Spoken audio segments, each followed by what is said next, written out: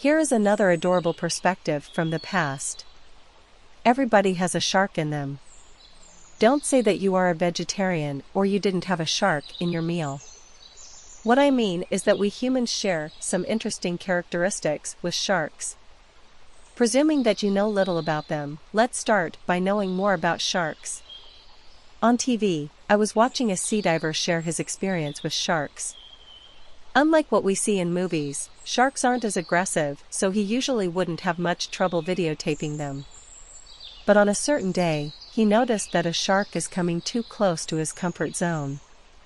So he tried to swim away, but the shark followed him even more aggressively, as it thought him to be its prey.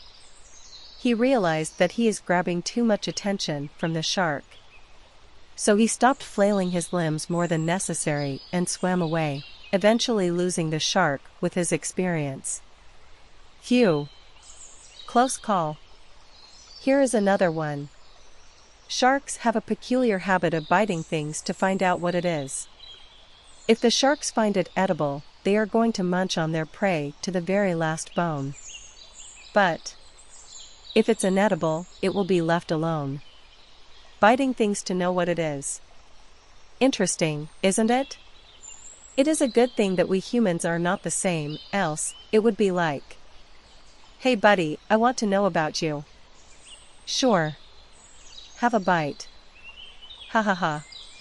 Anyways, don't you dare to know about me that way. Ever. And don't think of us humans as all intelligent and all-knowing. We bite as well, but in a slightly different manner. And not even the mightiest of shark bites can compete with our biting. Now, let's see how a human shark bites. Sometimes we encounter certain people who like to test our limits and to see where our breaking point is. Just like how a shark bites to know about something, they nibble at our patience and tolerance. If we neglect them or try to shake them off, then they will come back with renewed ferocity. If we don't act appropriately and keep swimming away, they are going to follow us even more, and we know what comes next. We will be forced to play a losing game where we either have to live with it in defeat or break out of character. Either of which are not in our interests. Now, be careful when you encounter a human shark, as swimming away on our way just won't help and a fist fight isn't appropriate to the situation. And the saddest part is that we don't have a winning response to it, unlike how we can avoid sharks. The biting can also be observed when we have to take a decision, where most often than not, there is at least one person to bother or boss us around. To understand what I mean, you have to observe your conversations with different people and note how they respond. To save time, I will share my observations. In most cases, when you are responding to a situation or trying to share an idea, whether it is good or bad, helpful or not, it doesn't matter how small or big it is, the first thing people are going to do is to find fault with the response or immediate denial of the idea. Now, don't deny that. Here, idea has a larger viewpoint. It is something that can lead our conversation into an intellectual or casual discussion, an argument, an action, or maybe a petty, silly fight. The bout starts with a comment, statement, or a proposal. Sometimes we agree, and at times we argue.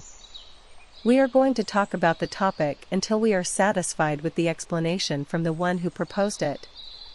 But, the crux of all the shark bite arguments can be summed up into a few points.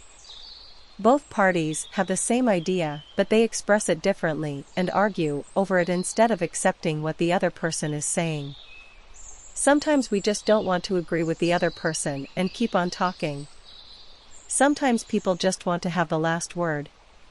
Neither party do not know when to end the conversation, and it escalates within no time, ultimately making each other miserable. The funniest of all is that, rather than grasping the essence of what people are trying to convey, we get stuck on the wording or how it is explained.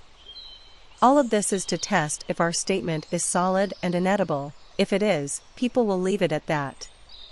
Else, the biting continues till nothing is left of the idea. This process runs right under our noses every day, and we are oblivious to it. Sometimes we get bitten. often we would be the ones biting.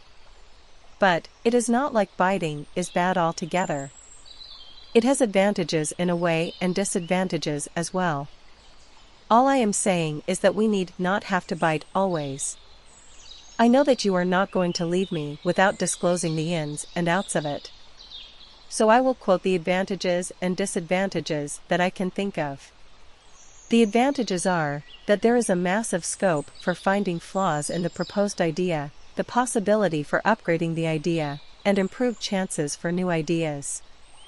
The disadvantages are that it is going to discourage the one who is proposing the idea. He or she will hesitate to propose a new idea, especially to us. We are going to be a villain in the eyes of people who rejects everything without giving it a second thought. We are going to waste a lot of precious time if we do not give it proper thinking first.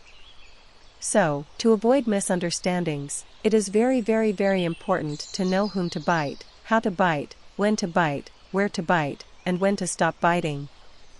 I hope you got the gist of it through my complicated shark language. You will eventually get the hang of biting as you practice it.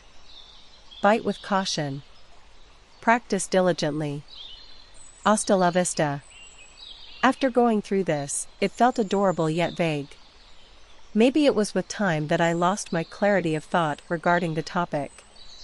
But I did want to say something about the whole shark idea or exclude it altogether.